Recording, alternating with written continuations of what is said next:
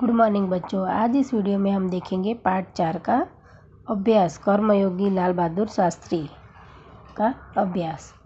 प्रश्न 1, कथनों का आशय स्पष्ट कीजिए। शास्त्री जी को निष्काम कर्मयोगी कहना अधिक उचित है। तो शास्त्री जी के लिए कर्म ही ईश्वर था। बिना किसी फल की आशा के वे संपूर्ण भाव से कर्म में लगे रहते थे। जब भी उन्हें अपने कर्म का फल पाने के अवसर मिले, उन्होंने उसकी अपेक्षा की। फल पाने के लालच में से उन्होंने कभी कोई काम नहीं किया है, इसलिए उन्हें निष्काम कर्मयोगी ही कहना अधिक उचित है। शास्त्री जी का व्यक्तित्व बापू के अधिक करीब था। गांधी जी देश में बहुत बड़े नेता थे, फिर भी उन्हें अद्भुत विनम्रता, सादगी और सरलता थी। इन गुणों ने उन्हें अधिक महान और लोकप्रिय बना दिया था। गांधी जी के युग ये गुण लाल बहादुर शास्त्री में भी थे, इसलिए शास्त्री जी का व्यक्तित्व बापू से अधिक करीब था। शास्त्री जी का संपूर्ण जीवन श्रम, सेवा, सादगी और समर्पण का अनुपम उदाहरण है, क्योंकि शास्त्री जी कर्म को ईश्वर मानकर उसकी पूजा के रूप में श्रम करते थे। देश और समाज की सेवा में ही उन्हें जीवन की सार्थकता लगती थी। उन्हें सादा भोजन और सादा पहनावा ही पसंद था। उन्होंने जो कुछ किया पूरी निष्ठा और लगन से किया। उनकी ये विशेषताएं बहुत कम लोगों में पाई जाती है। प्रश्न 2, अगर महात्मा गांधी आपके स्वप्न में आए तो आप उनसे कौन कौन से प्रश्न पूछेंगे और महात्मा गांधी क्या क्या उत्तर देंगे?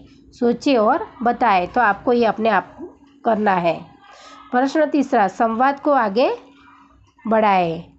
रिया, गांधी जी का जन्म कब हुआ था? तो सुनील, गांधी जी का जन्म 2 अक्टूबर 1869 में हुआ था। रिया, गांधी जी ने उच्च शिक्षा कहाँ से प्राप्त की थी? सुनील, गांधी जी ने इंग्लैंड से उच्च शिक्षा प्राप्त की थी। तो आपको ऐसे गांधी जी के बारे में यहाँ पे प्रश्नों और जवाब लिखने हैं। प्रश्न 4, निम्नलिखित परिच्छेद का शुद्ध रूप से अनुलेखन कीजिए। तो आपको ये आपकी नोटबुक में स्वच्छ अक्षरों से, अच्छे अक्षरों से इसे अपनी नोटबुक में लिखना है। पीछे है स्वाध्याय। स्वाध्याय में प्रश्न 1, प्रश्नों के उत्तर दीजिए। ये प्रश्नों के उत्तर बहुत बड़े हैं, मैं उसको आपको वीडियो में नहीं समझा सकती। प्रश्न 2, परिच्छेद में रेखांकित शब्दों के अर्थ शब्दकोश में से ढूंढकर उन्हें शब्दकोश के क्रम में लिखिए। तो है रीढ़ की हड्डी। तो रीढ़ यानी मेरुदंड। फिर है अमिट यानी अटल। आधारशिला यानी नींव। खाद यानी जमीन का उपजाऊ बढ़ाने वाला पदार्थ। पल्लवित यानी विकसित। सौरभ सुगंध। सभ्य तो शिष्ट। तो इन सब के शब्दार्थ हमने ढूंढे, वो शब्दार्थ को आपको शब्दकोश में क्रम में लिखना है। प्रश्न 3, इस इकाई से हम लाल बहादुर जी के जीवन में से कौन कौन से सद्गुण ग्रहण कर सकते हैं? प्रश्न 4, एक था शेर, उसने अपनी ताकत पर बड़ा घमंड था।